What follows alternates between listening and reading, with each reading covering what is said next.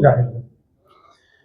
Kapadvanj town વિસ્તારનો બનાવ છે, જેમાં જે હની ટ્રેપના કેસ હોય છે એ પ્રકારની એક ગેંગ એક સિનિયર સિટીઝનને સોશિયલ મીડિયા પ્લેટફોર્મથી ફ્રેન્ડ રિક્વેસ્ટ મોકલે છે અને એની અંદર એક મહિલાનો ફોટોગ્રાફ હોય છે અને સામે એકબીજાના મોબાઈલ નંબર જે છે એની આપલે થઈ અને જે સિનિયર સિટીઝનને ટ્રેપમાં લેવા માટે એ જે મહિલા છે એ કપડવંજ ખાતે આવે છે અને ત્યારબાદ ગાડીમાં બંને બેઠા હોય છે. એ દરમિયાન ઓલરેડી જે કાવતરું થયેલું હતું અને એ લોકો એ જે ગેંગના જ બીજા માણસો જે છે એ બીજી ગાડી લઈ આવી અને બંનેને જોડે બેઠા છે એ પ્રકારનો વિડીયો ઉતારી અને તમે અમારા ઘરની આ મહિલાને કેમ હેરાન કરો છો અને એ પ્રકારે પેલા વ્યક્તિને ખૂબ જ ભયમાં લાવી અને એમની પાસેથી ખંડણી માગે છે. 6 લાખ રૂપિયા માગવામાં આવે છે, એમાંથી 3 લાખ રૂપિયા એમની પાસેથી મેળવી લે છે. 3 લાખ રૂપિયાનો બીજો વાયદો કરે છે અને જે સોશિયલ મીડિયા ઉપર પ્રોફાઇલ બનાવેલી હતી એ પણ ખોટી પ્રોફાઇલ બનાવી અને આ સમગ્ર ઘટનાને એ લોકોએ અંજામ આપેલો. જે સિનિયર સિટીઝન છે એમને બહાદુરી દાખવી અને પોલીસનો સંપર્ક કરેલો. પોલીસે ખંડણી, અપહરણ, ગુનાહિત કાવતરું, મારવાની ધમકી અને આઈટી એક્ટ આ મુજબનો ગંભીર ગુનો દાખલ કરી અને અમારા કપડવન ટાઉન પીઆઈ દેવડા અને એમની સક્રિય ટીમ આ બધાએ આ ગેંગની અંદર સંકળાયેલા ટોટલ 9 આરોપીઓની ધરપકડ કરી અને મોટાભાગનો મુદ્દામાલ રિકવર કર્યો છે.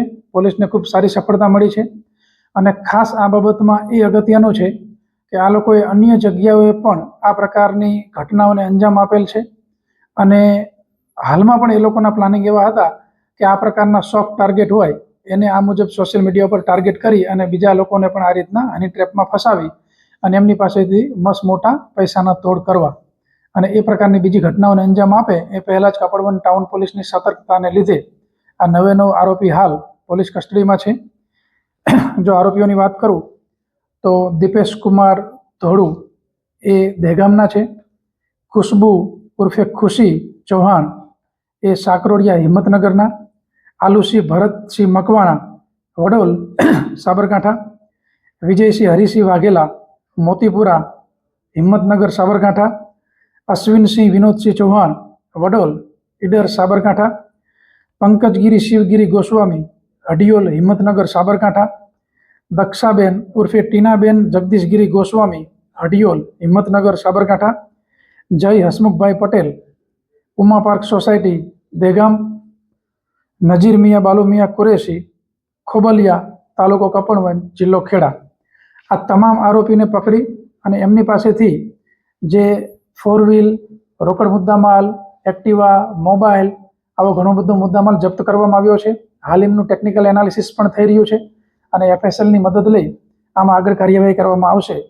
અન્ય મુદ્દામાલ જે રિકવર કરવાનો બાકી છે એ તમામ આરોપીઓને નામદાર કોર્ટમાં રજૂ કરી એમના રિમાન્ડ મેળવી અને આગળની કાર્યવાહી કરવામાં આવશે. આરોપીઓને પકડવા જતા પીઆઈ પણ ઘાયલ થયા છે.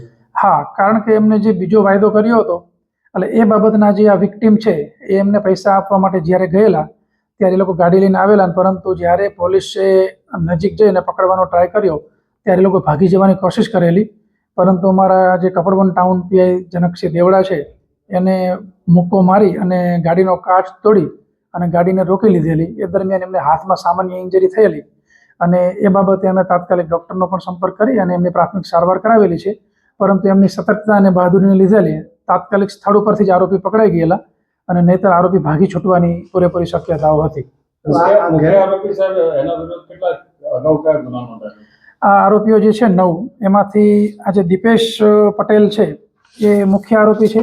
એની વિરુદ્ધમાં 4 જેટલા ગુના નોંધાયેલા છે અને અન્ય જે આરોપીઓ છે એ પૈકીના બીજા 4 આરોપી એવા છે કે જેની વિરુદ્ધમાં અન્ય બીજા ગુનાઓ પણ નોંધાયેલા છે, પરંતુ આની અંદર જે મુખ્ય સૂત્રધાર છે એ દીપેશ